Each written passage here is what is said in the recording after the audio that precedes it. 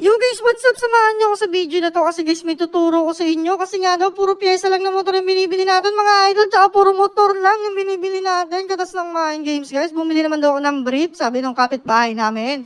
Kasi nga butas-butas na yung brief natin, puro pyesa na lang at puro motor na lang binibili natin.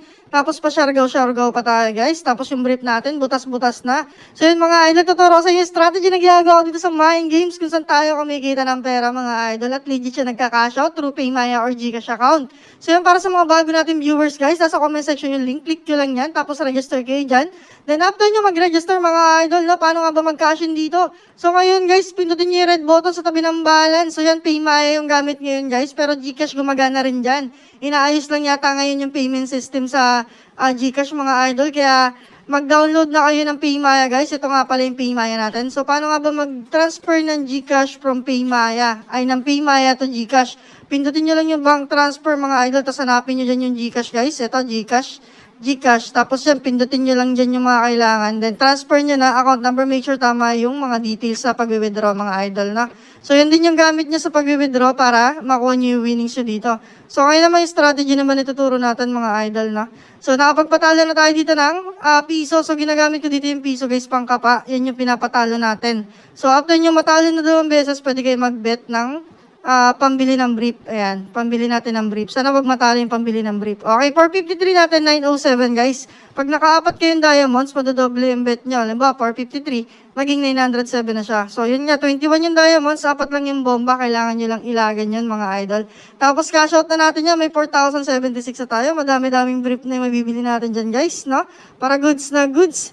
Kasi si Idol at sila ng brief po, kinanam, nakakalungkot naman yun. Okay, after nyo magpatalo ng 2 at manalo ng 1, patalo kayo ng 3 beses para mailagan nyo yung mga bumps. Tapos after nun mga idol, pwede na ulit kayo mag-bet. 500 naman guys. So isang set ulit ng brief mga idol, no? Sana wag tayo bomba ni Peso Win, hindi tayo binomba. So 500 na yun natin, 1018 na guys. So may brief na tayo, may pantalon pa tayo mga idol. So try naman natin ngayon pambili ng t-shirt. Balik ulit tayo sa piso guys, no? Kasi after nyo manalo, huwag kayong greedy kasi possible na may bomba na ulit dyan. Pero kung hindi kayo mabomba, huwag kayong manghinayang kasi piso lang naman yung matatalo sa inyo guys, no? Eh, kung nag-bet kayo, nag-greedy kayo after nyo manalo, tapos natalo, so mas masakit yun sa feeling. So after nyo manalo, tapos patalo kayo ng 5 beses naman mga idol, no? So may program kasi yung game na yan. So kailangan nyo lang kunin yung round na mananalo kayo. So, kita nyo naman, nakapagpatalo na tayo ng 5 beses. Ngayon, try na tayo mag-bet. Guys, pambili ng pantalon, 1,141. Siyempre, baka pen shop yung bibilin nyo, no? Para goods na goods, so medyo fit. So, pambili ng pantalon. May pantalon na kayo, may brief na kayo. So, pwede naman t-shirt naman, mga idol, mga 2 t-shirt. So, after nyo manalo, na-double yung bet natin, 1,141. Bet tayong piso ulit. Kasi nga, wag kayong greedy, guys. Kasi pagka nag-greedy kayo dito, nako, patay talaga. Pag ganyan, di ba, dapat panalo yan, pero huwag kayong manghinayang, ipatalo nyo lang. Pero cash out natin kasi 6 pesos din yan, no? And hindi naman tayo nabomba. So, sayang naman yung 6 pesos. Pangyosin nyo na rin yan. Kulang na lang ng konti. Malboro na. Pero okay na rin yung ano ba nabibili dun sa 6 pesos? Camel. Pukin ng camel.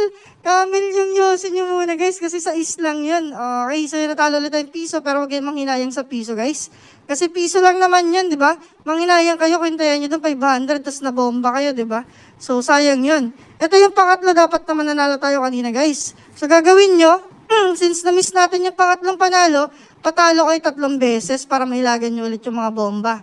3 guys, remember, 3 patalo. After nung, dapat mananalo kayo. Okay, so ito yung pangatlong beses natin magpapatalo. Tapos ngayon, bebet naman tayo, t-shirt. So, baka generally yung kukunin nyo, generally, di ba? Generally, para sa mga millennials dyan, generally, pwede rin high minds. O, di ba? May pang high minds sa t-shirt na kayo. So, yung 1,421 yung 2,842 na mga idol, ganun lang kabilis. So, may brief ka na, may pantalon ka na, and may high minds, so generally ka pa. Yes naman. So, ganun lang mga idol. Try nyo na yung Mind Games. Nasa comment section yung link. Register lang kayo dyan.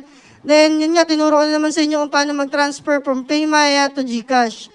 So, maya-maya maayos din ni Peso Win yung payment system ni Gcash. So, siguro nagka-approve. Oy, pukin nilam, dumating na yung withdraw on 3,470 guys. So, diretso yun sa Maya account natin. Kaya yan, I suggest PayMaya yung gamitin nyo.